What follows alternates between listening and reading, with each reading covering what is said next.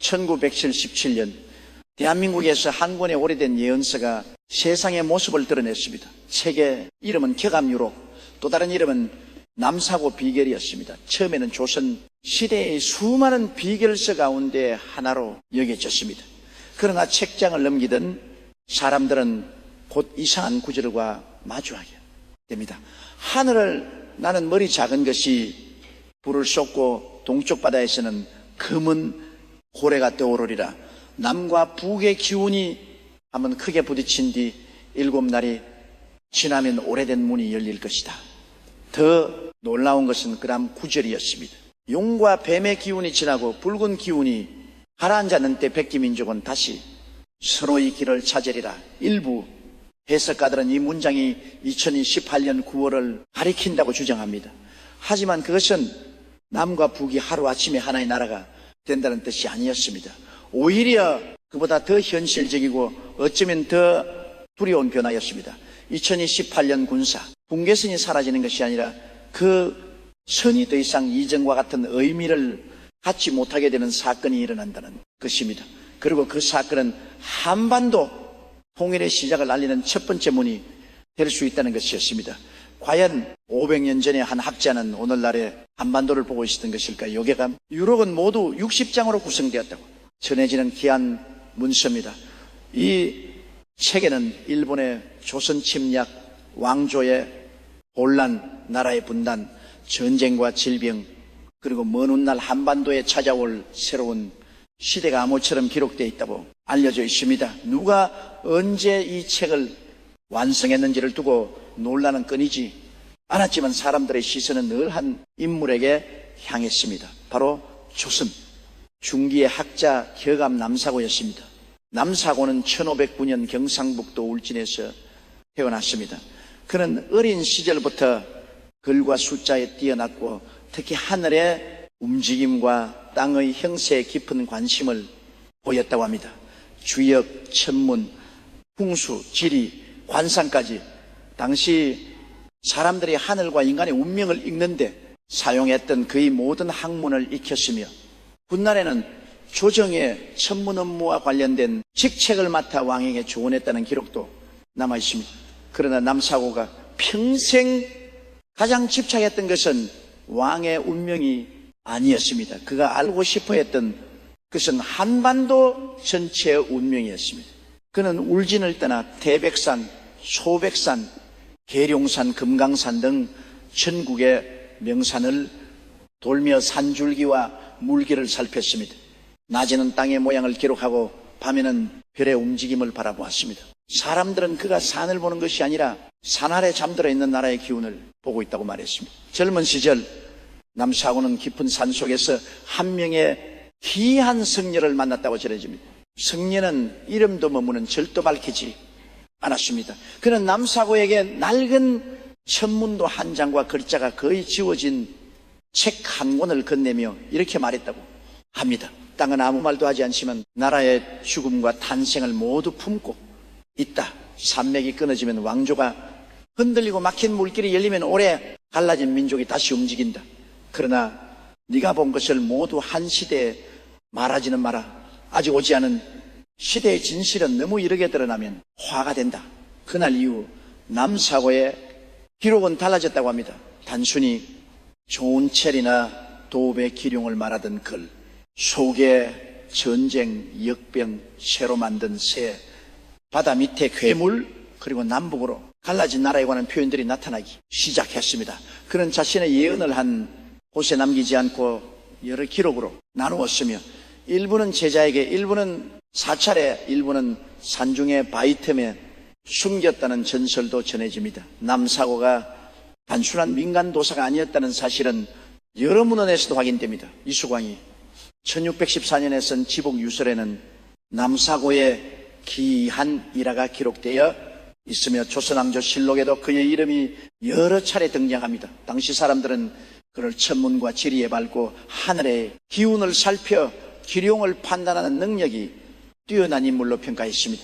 또 다른 고서인 열여실 기술과 여러 야담집에도 그가 나라의 큰 변화를 미리 말했다는 이야기가 남아 있습니다.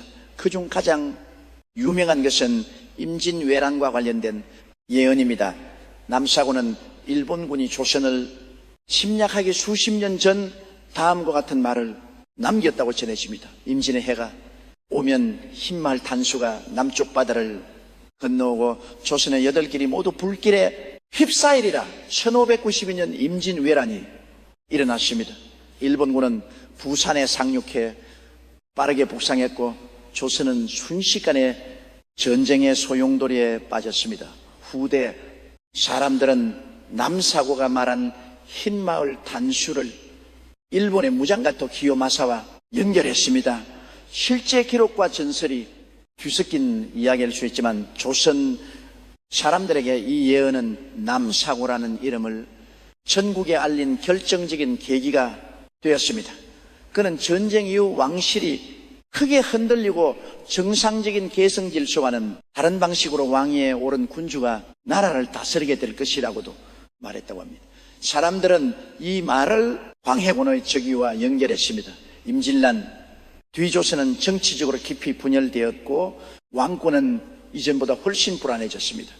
남사고 예언이 뒤늦게 사건에 맞춰석된 것인지 실제로 그가 그런 말을 남겼는지는 분명하지 않습니다. 하지만 중요한 것은 그 이유입니다. 이미 일어난 사건보다 아직 일어나지 않은 사건을 기록한 부분이 훨씬 더 섬뜩했기 때문입니다. 격암 유록의 후반부에는 세상이 무너지는 듯한 장면이 이어집니다. 새해 동안 곡식이 여물지 않고 2해 동안 이름 없는 병이 여러 나라에 퍼지리라. 산과 바다에 독이 돌고 숨을 헐떡이던 자는 피가 마른 듯 쓰러질 것이다. 아침에 살아있던 사람이 저녁에는 문을 열지 못하고 죽은 이가 쌓여 골짜기를 메우나 손쓸 방도가 없으리라. 이 구절은 단순한 흉년만을 말하는 것처럼 보이지 않습니다. 곡물 생산의 붕괴, 전염병의 확산, 오염된 바다와 땅, 그리고 극도로 빠르게 사람을 쓰러뜨리는 정체불명의 질병이 한꺼번에 묘사되어 있기 때문입니다. 일부에서는 이를 대규모 감염병으로 해석하고 다른 이들은 생물학 무기나 방사능 오염, 기후 재난 이후의 식량 위기를 떠올립니다. 특히 아침에 살아 있던 사람이 저녁에 죽는다는 표현은 질병이 얼마나 빠르고 무자비하게 퍼지는지를 보여줍니다. 병의 이름조차 없다는 것은 당시 사람들이 알지 못했던 새로운 종류의 질병을 의미할 수도 있습니다. 또는 전쟁으로 의료 체계가 무너진 상황에서 작은 감염조차 사람을 살릴 수 없게 되는 시대를 뜻할 수도 있습니다. 그러나 남사고의 기록에서 더 두려운 대목은 그 다음입니다. 머리는 작고 다리는 없는 것이 하늘을 알며 불을 떨어뜨리라. 그 불은 만리에 퍼져 사람의 흔적을 지우고 천명의 조상이 있어도 자손 하나 살아남기 어려운 온수가 되리라. 조선시대 사람들에게 하늘을 나는 것은 새와 구름뿐이었습니다. 그러나 오늘날의 문장을 읽으면 자연스럽게 전투기, 전략폭격기, 미사일, 무인기를 떠올리게 됩니다.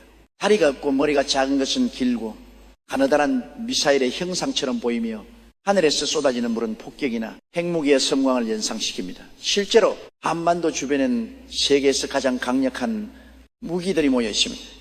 미국은 전략 폭격기와 핵 추진 잠수함을 동원해 확장 억제를 강조하고 있고 북한은 장거리 탄도미사일과 전술 핵무기의 다양화를 추진해 왔습니다. 한국에서도 자체 핵무장, 선제 타격 미사일 방어에 관한 논의가 반복되고 있습니다. 어느 한쪽이 먼저 전쟁을 원하지 않더라도 잘못된 경보 하나와 오팔 한 번이면 상황이 걷잡을 수 없이 바뀔 수 있는 구조입니다. 남사고가 보았다는 재앙은 긴 전쟁이라기보다 짧고 폭발적인 충돌에 가까웠습니다. 오랜 시간 서서히 무너지는 것이 아니라 몇 번의 경고와 몇 번의 폭발만으로 이전의 질서가 무너지는 모습이었습니다. 이와 비슷한 예언은 중국 민간 전승 속 인물인 마원풍의 기록에서도 발견된다고 합니다. 그는 깊은 산 속에서 별과 나라의 흥망을 연구한 인물로 전해지며 남북으로 갈라진 한 나라에 대해 다음과 같은 말을 남겼다고 합니다. 오래 갈라진 나라는 사방의 기운이 막혀 길을 펴지 못하리라. 붉은 해가 떠오를 때 남과 북의 기운이 크게 팽창하고 동쪽 바다의 검은 고래가 나타나리라. 휘파람 뒤에 천둥이 울리고 두 우두머리가 맞서며 팔방의 군대가 그 땅으로 모이리라. 그러나 불길이 일어난 지 7날이 지나면 오래된 시대가 끝날 것이다. 이 예언에서 검은 고래가 무엇인지는 지금도 가장 큰 수수께끼로 남아 있습니다. 바다 속에서 모습을 드러내는 핵추진, 잠수함일 수도 있고 거대한 항공모함, 전단이나 해저 무기를 상징할 수도 있습니다. 휘파람은 미사일이 날아가는 소리, 천둥은 폭발음으로 해석됩니다.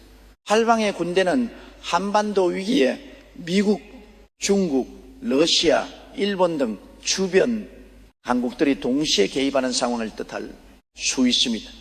그리고 가장 주목받는 것은 7날입니다. 이 숫자는 실제 전쟁이 정확히 일주일 동안 지속된다는 의미가 아닐 수도 있습니다. 오히려 아주 짧은 시간 안에 군사적 긴장이 최고조에 이르고 한반도를 둘러싼 모든 강대국이 움직이며 두 체제가 드는 이전 방식으로 대체할 수 없게 되는 결정적 위기를 뜻할 가능성이 큽니다.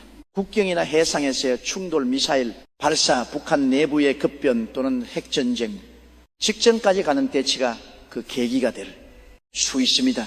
예언은 어느 한쪽의 승리를 말하지 않습니다. 다만 7날이 지나면 불이 꺼지고 오래된 시대가 끝난다고 기록합니다. 그렇다면 이 장면은 한반도의 멸망이 아니라 양측 모두가 전쟁으로는 아무것도 얻을 수 없음을 확인한 뒤 새로운 군사합의나 평화체제를 받아들이는 순간일 수 있습니다. 즉 7날의 불론 통일 전쟁이 아니라 통일을 가로막아온 마지막 대결의 끝일 가능성이 있는 것입니다. 그렇다면 그 다음에 등장하는 2028년은 무엇을 의미할까요? 저함유록에는 용과 뱀의 때를 지나 붉은 기운이 가라앉으면 백의 민족이 다시 살아난다는 구절이 있다고 전해집니다. 과거 일부 해석가들은 이를 특징을 4년과 연결해 2025년으로 보았습니다. 그러나 이 해석은 지나치게 단순했습니다. 용과 뱀은 단 하나의 해를 뜻하는 것이 아니라 용의 해와 뱀의 해를 거치며 시작되는 연속된 변화의 시기를 뜻할 수 있기 때문입니다. 새로운 해석에 따르면 용과 뱀의 기운이 지나간 뒤 3번의 계절이 바뀌고 붉은 기운이 약해지는 시점이 바로 2028년입니다. 그 중에서도 곡식이 있고 군대의 이동이 줄어드는 가을, 즉 2018년 9월이 중요한 시기로 지목됩니다. 그러나 그의 남북한이 곧바로 하나의 정부를 세운다는 뜻은 아닙니다. 현실의 통일은 그렇게 단순하지 않습니다. 서로 다른 정치, 체제, 경제, 수준, 군사, 구조, 주변국의 이해관계가 얽혀있기 때문입니다. 따라서 예언이 가리키는 사건은 완성된 통일이 아니라 통일을 되돌릴 수 없는 방향으로 움직이게 만드는 첫 번째 거대한 전환일 가능성이 큽니다. 예를 들어 2028년 남과 북기 정전체제를 대신할 새로운 평화선언을 발표할 수 있습니다. 양측군이 상시 연락할 수 있는 공동통신체계가 만들어지고 군사분계선 주변의 일부 중화기가 후방으로 이동할 수도 있습니다. 끊겼던 경의선 철도가 다시 연결되고 서울에서 평양과 신의주를 거쳐 중국과 러시아로 이어지는 시험 운행이 시작될 가능성도 있습니다. 개성이나 접경, 지역에는 기존과 전혀 다른 공동경제 구역이 만들어질 수 있습니다. 남만의 자본과 기술, 북한의 토지와 노동력이 결합하는 첫 번째 대규모 사업이 시작되고 이산 가족 상봉이 특별 행사가 아니라 정기적인 제도로 바뀔 수도 있습니다. 제한적이지만 주민들의 왕래가 허용되고 두 체제가 서로를 반드시 제거해야 할 규정해온 오래된 언어도 바뀌기 시작할 수 있습니다. 그 순간 군사분계선언지도 위에 그대로 남아있을 것입니다. 남과 북의 굵기도 여전히 따로 존재할 것입니다. 그러나 사람들의 인식 속에서 그 선의 의미는 완전히 달라질 수 있습니다. 총성이 멈춘 선에서 사람과 물자가 오가는 통로로 바뀌기 시작하는 것입니다. 그래서 2028년의 예언은 통일이 완성되는 해가 아니라 분단이 되돌릴 수 없는 방식으로 약해지는 해로 해석하는 편이 더 현실적입니다. 남북한이 하나의 국가가 되기 전 먼저 느슨한 연합이나 평화 공동체를 형성하고 경제와 교통, 문화, 군사, 안전체제를 단계적으로 결합해 나가는 것입니다. 마온풍의 예언에는 이 변화 이후 북방으로 큰 길이 열리고 그 땅에 800년의 대운이 들어온다는 구절도 등장합니다. 여기서 800년은 정확한 기간이라기보다 매우 긴 번영을 상징하는 숫자로 볼 수 있습니다. 한반도가 안정되고 북쪽 길이 열리면 한국은 더 이상 바다 끝에 막힌 섬과 같은 나라가 아닙니다. 부산과 서울에서 출발한 철도가 평양과 신의주를 지나 중국, 러시아, 유럽까지 이어질 수 있습니다. 남한의 반도체, 배터리, 조선 건설 기술은 북한의 자원과 새로운 산업지역을 만나게 됩니다. 동해와 서해의 항구는 대륙과 태평양을 연결하는 거점이 되고 폐쇄되어 있던 북방 지역에는 새로운 도시와 물류망이 들어설 수 있습니다. 문화적 변화도 작지 않을 것입니다. 하나의 언어와 오랜 역사를 공유하면서도 80년 가까이 다른 체제에서 살아온 사람들이 다시 만나면 갈등도 클 것입니다. 그러나 바로 그 차이가 새로운 산업과 문화의 원동력이 될 수도 있습니다. 남한의 자본과 세계적 네트워크, 북한의 공간과 북방, 접근성 그리고 한민족이라는 공통의 정체성이 결합한다면 한반도는 동아시아의 주변부가 아니라 중심 통로가 될 가능성이 있습니다. 일부 사람들은 마온풍이 말한 남북으로 갈라진 나라가 한반도가 아니라 중국과 대만이라고 주장합니다. 붉은 해는 중국을, 검은 고래는 대만 주변에 나타나는 미군 잠수함을 뜻할 수 있다는 해석입니다. 실제로 대만의 옆 역시 세계에서 가장 위험한 지역 중 하나이며 그곳에서 충돌이 일어나면 미국과 일본, 중국이 동시에 움직일 가능성이 큽니다. 그러나 예언 속에는 백기민족 북방으로 열리는 길, 오래 막힌 땅의 기운과 같은 표현이 반복됩니다. 이 때문에 많은 사람들은 중심 무대가 여전히 한반도라고 봅니다. 어쩌면 대만 해협의 위기와 한반도의 변화가 따로 일어나는 것이 아니라 하나의 거대한 동아시아 재편 속에서 함께 움직일 수도 있습니다. 남상우의 예언에서 가장 흥미로운 점은 미래의 지도자 이름이나 승리하는 국가를 분명히 말하지 않았다는 것입니다. 그는 한반도가 전쟁과 평화 가운데 어느 길을 선택할 것인지도 확정하지 않았습니다. 다만 병이 돌고 하늘에서 불이 떨어지며 동쪽 바다에 검은 고래가 나타난 뒤 오래 닫혀 있던 문이 열린다고 했습니다. 그 문은 전쟁이 열 수도 있고 전쟁 직전의 공포가 열 수도 있습니다. 사람들은 흔히 예언을 피할 수 없는 운명이라고 생각합니다. 그러나 예언의 진짜 역할은 이미 정해진 미래를 알려 주는 것이 아니라 가장 위험한 가능성을 미리 보여주려 했을지도 모릅니다. 28년이 온다고 해서 저절로 평화가 찾아오는 것은 아닙니다. 남과 북이 과거의 적대감을 내려놓지 못하고 주변 강국들이 한반도를 자신의 이익을 위한 전장으로만 바라본다면 일곱 날의 불은 상징이 아니라 현실이 될 수 있습니다. 반대로 그 경고를 이해하고 마지막 순간의 대화를 선택한다면 같은 예언은 전쟁의 기록이 아니라 전쟁을 막은 경고문이 될 수도 있습니다. 남사고가 정말 500년 뒤에 한반도를 보았는지는 누구도 증명할 수 없습니다. 격감 유록이 그의 손으로 모두 쓰인 것인지 후대의 문장이 덧붙여진 것인지도 분명하지 않습니다. 하지만 이 오래된 예언서가 지금까지 사람들을 붙잡는 이유는 단순합니다. 그 안에 기록된 공포가 오늘날 한반도의 현실과 너무 닮아있기 때문입니다. 머리 작고 다리 없는 것이 하늘을 날고 바다 아래에서는 검은 고래가 움직이며 강대국의 군대가 사방에서 한반도를 바라보는 시대, 그리고 그 모든 위기 뒤에 남과 북이 다시 길을 찾는 장면, 어쩌면 남사고는 통일의 날짜를 남긴 것이 아닐지도 모릅니다. 그는 단지 하나의 문이 열리는 시점을 보았을 뿐입니다. 2028년 9월 그때 한반도에는 아직 두 개의 정부와 두 개의 군대가 존재할지도 모릅니다. 그러나 총을 키우던 길 위로 기차가 지나가고 확성기 소리 대신 사람들의 대화가 오가며 분단을 영원한 운명으로 여기던 시대가 끝나기 시작할 수 있습니다. 그 문 너머에 완전한 통일이 기다리고 있을지 또 다른 혼란이 기다리고 있을지는 알 수 없습니다. 다만 한 가지는 분명합니다. 예언이 말하는 미래는 하늘에서 완성되어 내려오는 것이 아닙니다. 마지막 순간에 불을 선택할지 길을 선택할지는 결국 그 땅에 살아가는 사람들이 결정하게 될